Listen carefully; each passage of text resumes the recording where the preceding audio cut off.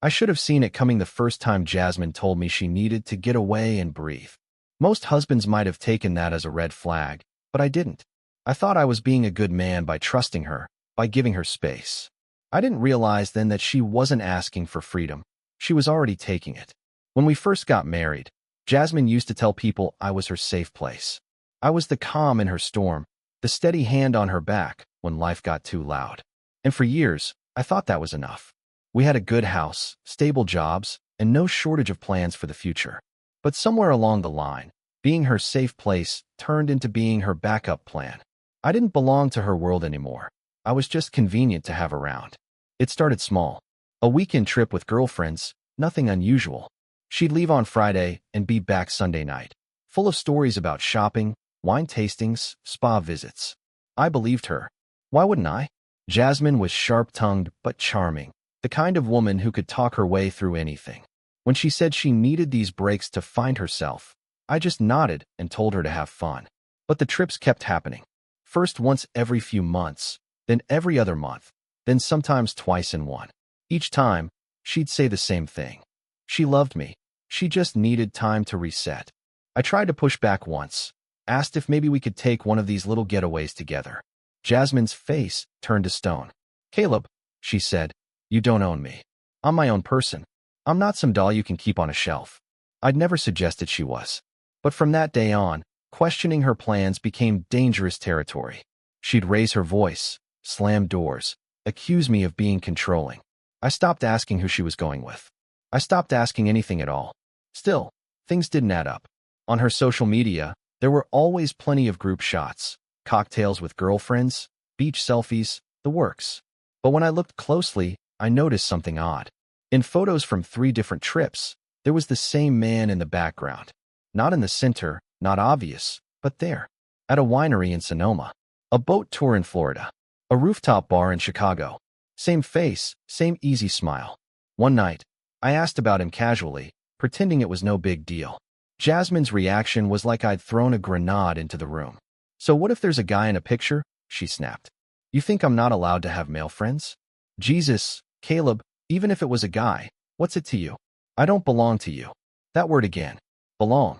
She spit it out like it was poison, like our marriage was a cage she couldn't wait to escape. I remember sitting there, watching her storm around the kitchen, and feeling something inside me finally click into place. This wasn't just about needing space. It wasn't about self-discovery or freedom. Jasmine was living a double life. For months, I kept my head down and my mouth shut. I smiled when she packed her suitcase. I kissed her goodbye at the door. I played the role of the trusting husband while I quietly started pulling threads. Credit card statements, travel itineraries, flight confirmations, I tracked them all. And sure enough, that same man kept popping up. His name was Trent Mallory. I learned through quiet digging that Trent had a sister, Savannah, who had recently become one of Jasmine's new friends. It all lined up: the weekend getaways, the sudden influx of girls' trips, the way Jasmine's phone would go face down whenever it buzzed. I didn't blow up. I didn't confront her. I wasn't ready yet. Instead, I went to see a lawyer. I wanted to know exactly what would happen if Jasmine ever tried to leave, what I'd lose, what I could protect. The lawyer walked me through everything: division of assets, spousal support, property rights. It wasn't romantic, but neither was getting blindsided in my own marriage. Meanwhile, Jasmine's behavior grew bolder. She stopped pretending to hide her contempt. She'd tell me over dinner how independent she felt, how she was finally living her truth. She'd look me in the eye and say things like, "I'm not tied down, Caleb. You can like that or not. It's who I am." I'd nod, chew my food, and keep my mouth shut. Because while Jasmine thought she was setting the stage for her grand escape, I was already 3 moves ahead. The night it all started to unravel came during one of her usual packing sessions. She had her suitcase open on the bed, tossing in clothes while talking on speakerphone to Savannah. I leaned in the doorway, listening to Jasmine laugh, listening to the name Trent slip out more than once. When she noticed me, she smirked. "Don't wait up," she said, zipping her bag. "I'll be with friends." I just smiled and said, "Of course." She didn't know it yet, but her last solo getaway was about to be the one where she lost everything, not me. By the time Jasmine's flight took off that weekend, I had already duplicated every document our lawyer said I'd need. marriage certificate, bank records, the deed to the house, all neatly stacked in a folder locked in my desk. I wasn't planning to start a war. I was just preparing for the one I knew she was going to bring. Saturday night, I poured myself a whiskey and opened my laptop.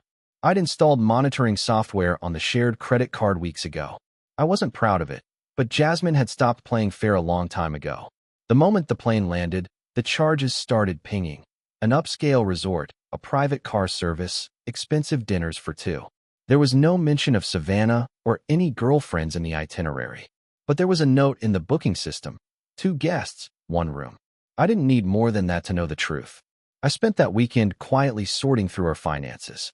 Jasmine had always left the money to me. She was too busy finding herself. That worked in my favor. I rerouted my direct deposits into a separate account under my name only. I moved a chunk of savings into a trust my lawyer had set up. Anything that might have been split in a divorce would now be protected.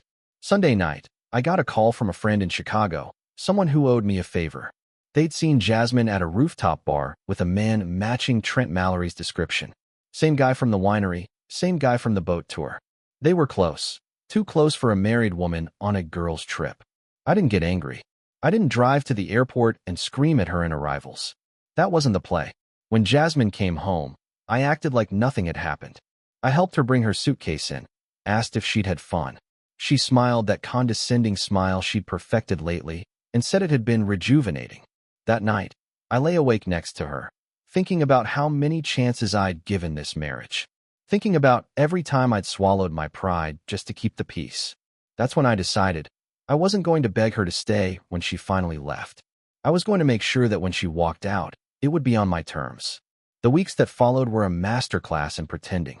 Jasmine thought she was winning some silent battle, that her little escapes and cryptic statements about freedom were wearing me down. She'd come home from dinners out smelling of a different cologne and wait for me to explode. I never did. Meanwhile, I was gathering leverage. Copies of receipts, screenshots of texts she'd carelessly left on our shared tablet, photos sent by friends who had spotted her with Trent in different cities.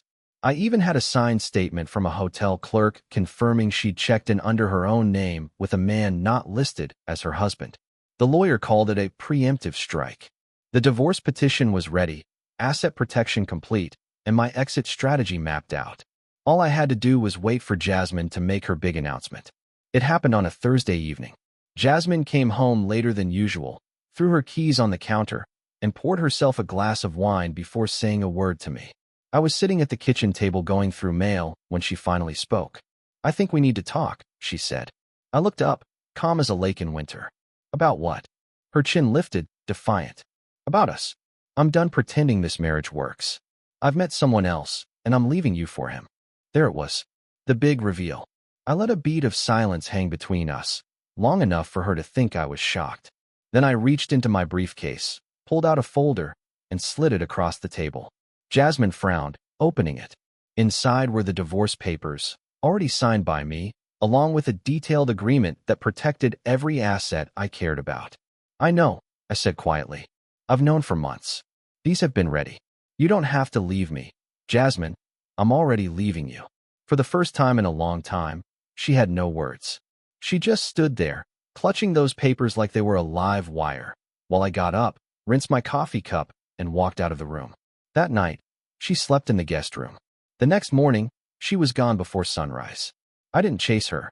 I knew exactly where she'd gone, and I also knew Trent Mallory wasn't the kind of man who wanted to keep someone like Jasmine full-time. It was only a matter of time before that bridge burned, leaving her stranded in the ashes. Jasmine didn't take long to show her true colors once she walked out. Less than a week after leaving, she was already posting pictures of herself with Trent Mallory. Not the careful, "we're just friends" kind of photos she used to sneak into her travel albums. No, these were full-on couple shots. Romantic dinners, walks on the beach, champagne toasts. To anyone scrolling, it looked like she had upgraded her life. But I knew better. I'd dug into Trent months ago. He wasn't some successful, grounded man ready to build a future with her. Trent was a drifter, hopped from job to job, city to city, always chasing the next shiny thing. Women like Jasmine were just stopovers for him. While she was out playing house with her new flame, I quietly finalized my side of the divorce. My lawyer filed everything before she even had a chance to hire her own. By the time she did, it was too late to undo the protective measures I'd put in place. The house, the savings, my retirement accounts, all legally shielded. She was entitled to nothing more than what the law minimally allowed. I stayed silent online. No posts, no vague quotes about betrayal or resilience. I wanted Jasmine to think she'd crushed me, that I was sitting at home devastated and alone. People like her needed that narrative. They thrived on imagining the wreckage they left behind. Weeks passed. Friends who didn't know the full story sent me screenshots of Jasmine's social media. She was flaunting expensive dinners, luxury hotels, and tropical vacations. At first glance, it looked like Trent was spoiling her. But when I cross-checked the credit card activity still tied to her name, I saw the truth. She was burning through the money she'd withdrawn before leaving. Trent hadn't paid for a single thing. One evening, I got a call from Savannah Mallory, Trent's sister and one of Jasmine's so-called new friends. I hadn't expected to hear from her. "Caleb," she said hesitantly, "I don't know if I should even be telling you this, but you deserve to know what's really going on." She told me that Trent had never promised Jasmine anything long-term. He'd been upfront from the start that it was just fun for him, nothing serious. According to Savannah, he was already talking to other women, lining up his next adventure. Jasmine, on the other hand, had convinced herself she was different, that she'd tame him, that he'd settle down just for her. "She keeps saying she's finally free," Savannah added softly. "But Caleb, she's miserable. She doesn't realize it yet, but he's going to leave her soon." I thanked Savannah for telling me. We weren't friends, but I could tell she felt guilty watching her brother use my ex-wife like that. Part of me thought Savannah was wrong, that Jasmine was too stubborn to ever admit defeat. But another part of me knew exactly how this would end. A month later, it happened. I came home from work to find Jasmine sitting in her car outside the house. Our house. She wasn't legally allowed inside anymore, not without my permission, but there she was, looking like someone had just ripped the ground out from under her. I walked up to the car window. "Something you need, Jasmine?" Her eyes were red, mascara smudged. "He's gone," she whispered. "Trent. He said he never wanted more than what we had. He left. Just like that. I didn't say I told you so. I didn't even ask why she thought it would be any different. I just stood there, calm as ever, while she looked at me like maybe I'd be the safety net again. "I made a mistake," she said finally. "We can fix this, Caleb. We can try again." That's when I smiled. Not the warm, reassuring smile she used to know, but the kind you give when you've already moved miles past someone. "No, Jasmine," I said evenly. "I fixed it already. You're just too late to see it." She broke down then, sobbing into her hands, but I didn't feel an ounce of pity. I'd given her trust, time, loyalty, and every chance to come clean. She chose to burn it all for a fling with a man who never planned to stay. I turned, walked back inside, and closed the door behind me. For the first time in years, the house felt quiet. Not like something was missing, but like it was finally mine again. The days after Jasmine showed up crying in my driveway were strangely peaceful. I had expected drama, screaming, maybe even some attempt to force her way back into my life. Instead, there was only silence. No calls, no texts, no surprise visits. It was almost anticlimactic, considering the chaos she had dragged me through. That silence gave me room to think clearly for the first time in years. I'd spent so long managing her moods, adjusting to her whims, swallowing my own anger just to keep the peace. Now, with her gone for good, I finally felt like I could breathe. But I wasn't naive. People like Jasmine didn't just disappear quietly. She'd circle back eventually, especially once she realized that the world outside our marriage wasn't as forgiving as she'd imagined. And when she did, I wanted everything buttoned up tight. The divorce finalized without a hitch. Thanks to the meticulous preparation months earlier, she walked away with almost nothing. My lawyer called it one of the cleanest exits he'd ever seen. No alimony, no claim to the house, no stake in the retirement accounts. Just a single bank transfer to settle the legal requirements, and that was it. Word started spreading through our mutual circle of friends. At first, I could tell they assumed I'd been devastated. Some even offered me sympathy, saying they'd seen Jasmine's new life online and thought I must be crushed. I didn't bother correcting them. Let them think I was heartbroken if it made them feel better. The truth was, I was relieved. Jasmine, on the other hand, wasn't faring so well. I started hearing whispers about her, how she had burned through her savings chasing Trent across different cities, how he had cut her off completely, even blocking her number. She had moved into a cramped apartment, downgraded her lifestyle drastically, and most of her so-called friends had vanished once the trips and expensive dinners stopped. One afternoon, I ran into Savannah Mallory at a local coffee shop. She spotted me first, walked over, and asked if she could sit. I just wanted to say, she began, looking genuinely uncomfortable. I'm sorry for how this all went down. I introduced Jasmine to Trent. I thought it was harmless at first, but I should have seen where it was going. I told her it wasn't her fault. People make their own choices. Jasmine had made hers a long time ago. Savannah nodded, then hesitated before adding, She's not doing great, Caleb. She's been telling people you ruined her life, that you left her with nothing. But everyone knows the truth. Even my brother says you handled this with more dignity than anyone he's ever seen. That comment didn't mean much coming from Trent, but it confirmed what I already knew. Jasmine's story had unraveled. There was no glamorous new relationship, no fresh start in a better life. Just her, alone, facing the consequences she thought she'd never have to pay. That night, sitting on the porch with a drink, I thought about all the times Jasmine had looked me in the eye and said, I don't belong to you. I'll live how I want, whether you like it or not. Back then, it felt like a knife to the chest. Now it felt like freedom. She had been right. She didn't belong to me. But more importantly, I didn't belong to her either. I'd been her safety net, her steady fallback, the man who'd always be there no matter how recklessly she behaved. That man was gone. She just hadn't realized it until it was too late. A few weeks later, I heard from a mutual acquaintance that Jasmine had tried reaching out to Trent again, begging him to take her back.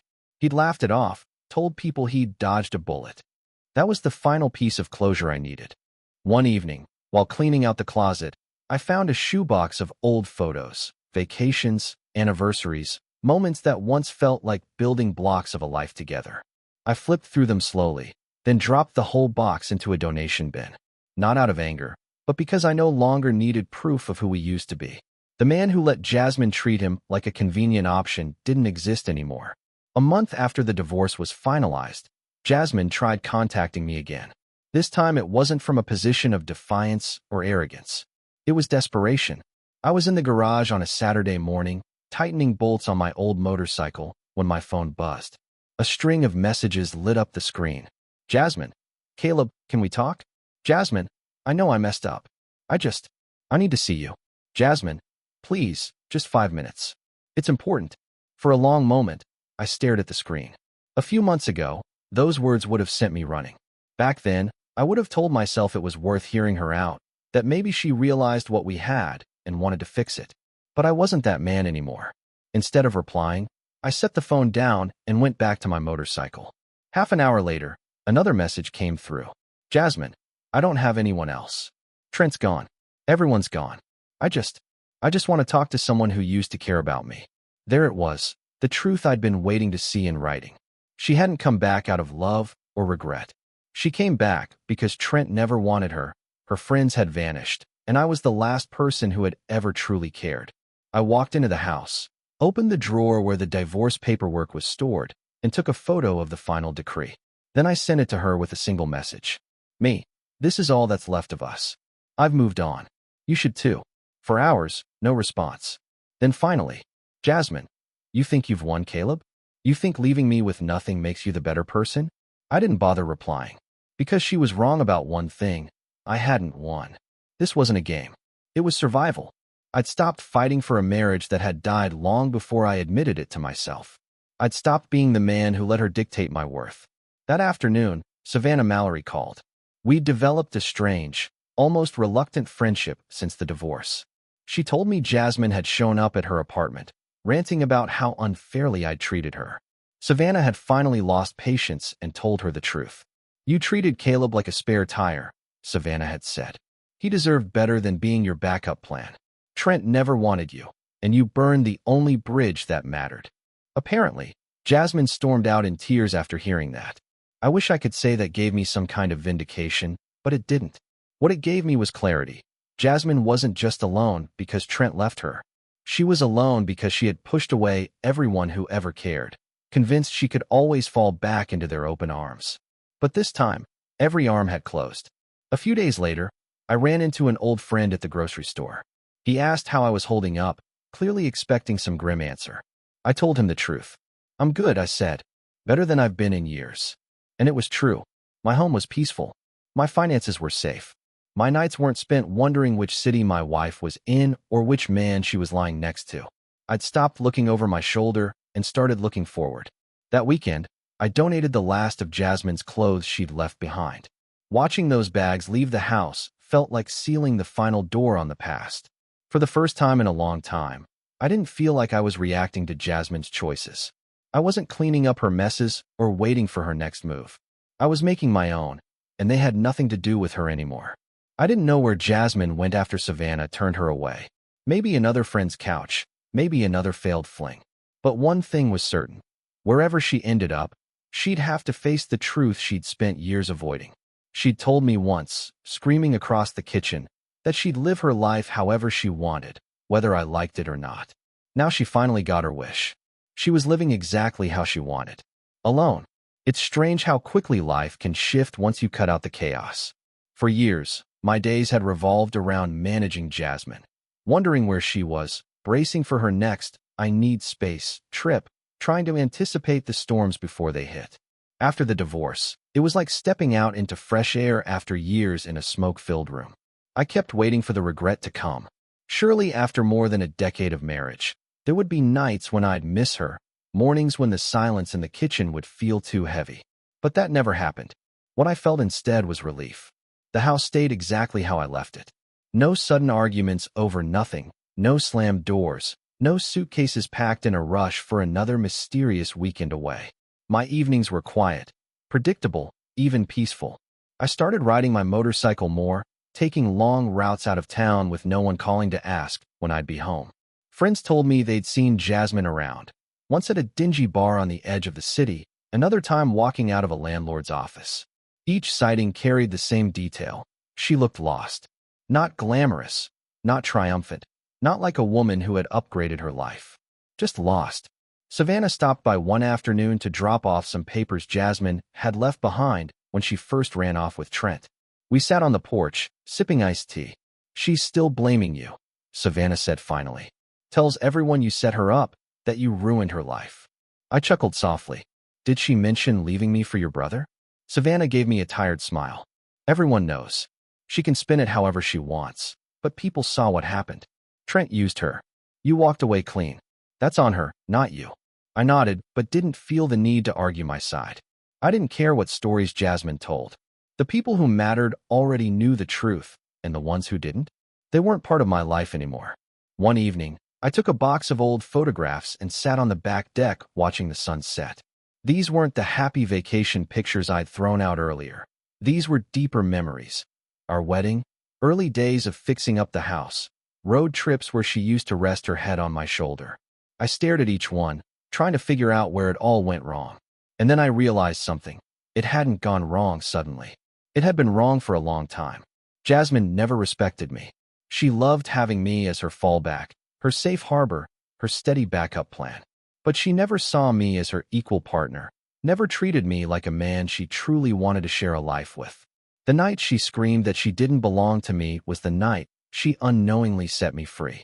I just didn't recognize it until much later. I burned those photos in the fire pit out back, watching the smoke drift upward into the dark sky. It wasn't an act of anger, it was closure. The last tether holding me to a woman who had chosen lies and betrayal over honesty and love. Weeks turned into months. I fixed up the house, redecorated rooms she'd once claimed as her own. I even started reconnecting with old friends I'd drifted from during the marriage. Slowly, my life stopped being defined by what Jasmine had taken from me and started being about what I was building for myself.